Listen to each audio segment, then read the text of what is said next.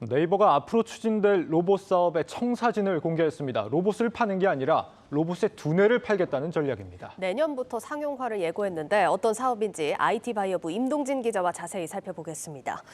임 기자, 오늘 네이버가 직접 전략을 발표한 거죠? 네, 맞습니다. 네, 오늘 오전 석상욱 네이버랩스 대표와 박원기 네이버 클라우드 대표가 직접 앞으로 네이버가 추구하는 로봇 사업에 대해 구체적으로 밝혔습니다. 내년까지 클라우드 기반 로봇 제어 시스템 아크를 출시해서 B2B 사업을 본격화하겠다는 건데요. 이 아크는 AI, 로봇, 클라우드의 약자입니다. 이 아크아이와 아크브레인으로 구성되어 있는데 이 아크아이는 로봇의 눈으로 이 GPS가 통하지 않는 실내에서 위치와 경로를 파악해서 이동을 도와주는 역할을 하고요. 아크브레인은 로봇의 전반적인 서비스 제어를 담당합니다. 이 설명을 드리자면 이 일반적인 로봇은 각각의 이 제어 시스템이 탑재되어 있습니다. 그래서 좀 무겁기도 하고 또 이 때문에 로봇이 작아지는 데도 한계가 있습니다. 또 업데이트 등 유지 보수에도 비용이 많이 들 수밖에 없는 구조인데요. 또 그동안 이 네이버 클라우드는 기술을 활용해서 이 다수의 브레인레스 로봇, 즉 두뇌가 없는 로봇을 통신망을 통해 지휘하고 관리하는 서비스를 개발해 왔는데 이 조만간 상용화에 나서겠다는 겁니다. 이 두뇌가 없는 로봇의 경우 제어 시스템이 탑재가 되지 않았기 때문에 전력 소모도 적고 더 저렴하게 만들 수 있다는 장점도 있습니다. 잠시 석상욱 네이버랩스 대표의 말을 들어보겠습니다. 대형 공간에서 많은 수의 로봇들을 동시에 제어하는 클라우드 플랫폼이라고 보시면 되고, 그렇기 때문에 B2B 사업이라고 보시면 될 것 같습니다. 아크 시스템의 구성이 아크아이와 아크브레인으로 구성되어 있는데요. 아크아이는 올해 말에 이제 네이버 클라우드 플랫폼을 통해서 상용화될 예정이고, 아크브레인 같은 경우는 내년에 상용화될 예정입니다. 네, 지금도 이미 공항이나 병원 같은 데서 로봇들 많이 활용되고 있잖아요. 네, 이걸 맞습니다. 좀 더 체계적으로 관리할 수 있는 시스템 만들겠다 이런 의미인가요? 네, 지금까지는 이 말씀하신 수준의 로봇이 대상이었는데요.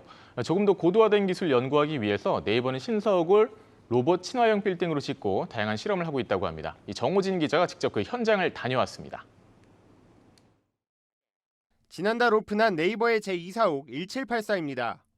1784년은 1차 산업혁명이 일어난 해로 혁신이 현실화된 공간이라는 의미를 담고 있습니다. 혁신을 위한 빌딩답게 네이버는 사옥 전체를 하나의 거대한 로봇 실험실로 활용하고 있습니다. 국내 최초로 건물 전체에 5G 특허망을 도입해 통신 시간을 줄였고, 모든 로봇의 정보를 공유하고 원격으로 제어하는 네트워크도 구축했습니다. 사람과 로봇 간의 상호작용 연구를 위해 캐릭터 로봇을 제작하고, 섬세한 작업을 위해 로봇의 힘을 조절하는 연구도 이뤄집니다.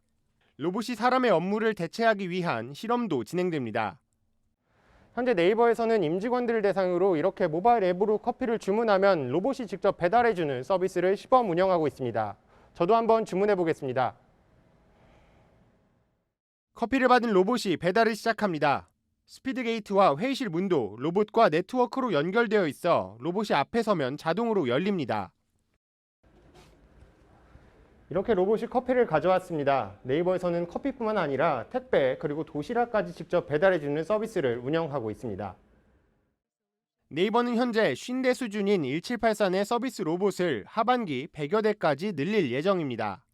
또한 내년 완공 예정인 데이터 센터 각 세종에도 다양한 협업 로봇과 자율주행 셔틀버스 등을 도입할 계획입니다.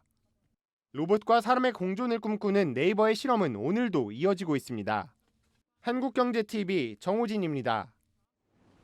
네, 로봇이 커피를 가져온다. 이 커피 셔틀하는 막내 직원들이 아주 반가워할 만한 소식입니다. 맞습니다. 저희 한국경제TV 사옥에도 빨리 유치가 될 수 있길 바라보겠습니다. 네. 자, 근데 일단 저 사옥 같은 경우에는 애초에 네. 로봇 친화형으로 지어졌다는 네, 거잖아요. 맞습니다. 일반적인 건물에도 사용이 가능한가요?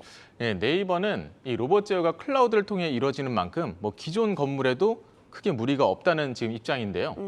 손쉽게 업데이트를 이 5G망 을 통해서 할 수가 있기 때문에 작업 환경에 맞게 프로세스를 바꾸기도 쉽고, 일부 제한이 있겠지만 각 건물에 적합한 형태의 로봇을 사용할 수도 있다는 겁니다. 따라서 네이버는 특정 지역이나 목적을 위해 구축하는 5G 특화망도 아크 시스템과 함께 이 패키지로 제공할 계획입니다. 네이버는 이 패키지를 스마트시티나 병원, 공항, 쇼핑몰 등에 적용할 수 있을 것으로 보고 있습니다.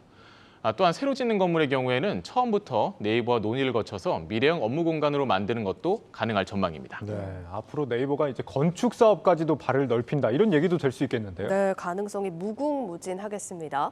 앞서 그리고 네이버가 로봇의 두뇌를 판다라고 소개를 했는데 단순히 클라우드로 제어하는 기술만을 의미하는 건 아닌 것 같고요. 또 다른 게 있을까요? 네, 이제 매너가 사람을 만든다 이런 말이 있지 않습니까? 그렇죠. 이 네이버는 로봇 로봇에게도 이 매너를 가르치고 있습니다.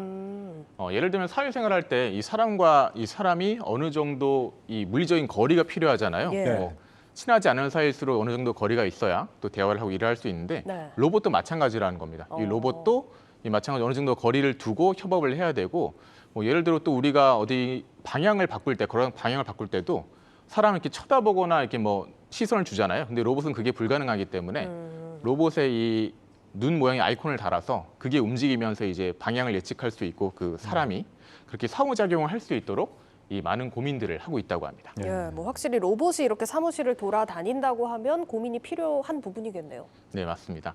또한 네이버는 이른바 이 손맛을 로봇에 적용시키기 위한 테스트를 진행하고 있는데요. 네.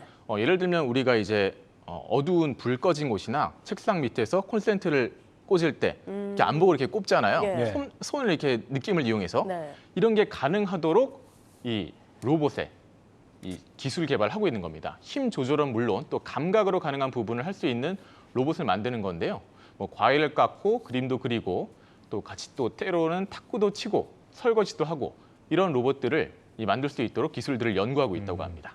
이런 게 다 개발되고 나면 나중에는 이제 사람이 아예 필요가 없겠습니다. 몇몇 개는 좀 사람이 할 일도 남겨주시기 바라겠고 네. 이런 기술 이제 국내에만 보급이 돼도 뭐 끝이 없겠지만 해외에도 충분히 적용이 가능하겠다 싶은데요.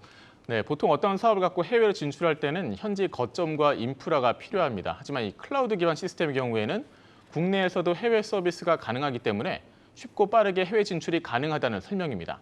뭐 이미 일본은 소프트뱅크 등과 동남아의 경우에는 네이버에서 투자한 회사를 중심으로 논의 중이라고 합니다.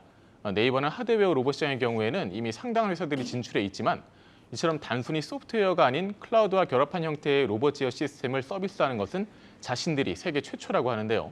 이 석상욱 대표가 세상 모든 로봇 업체에 아크를 파는 게 목표라고 말한 만큼 로봇 사업이 네이버의 새로운 성장동이 될 수 있을지 관심이 높은 상황입니다. 네, 이 단순히 해외 진출이 가능한 수준이 아니라 클라우드 기반이기 때문에 오히려 더 유리하다 이런 얘기입니다. 알겠습니다. IT 바이오부 임동진 기자였습니다.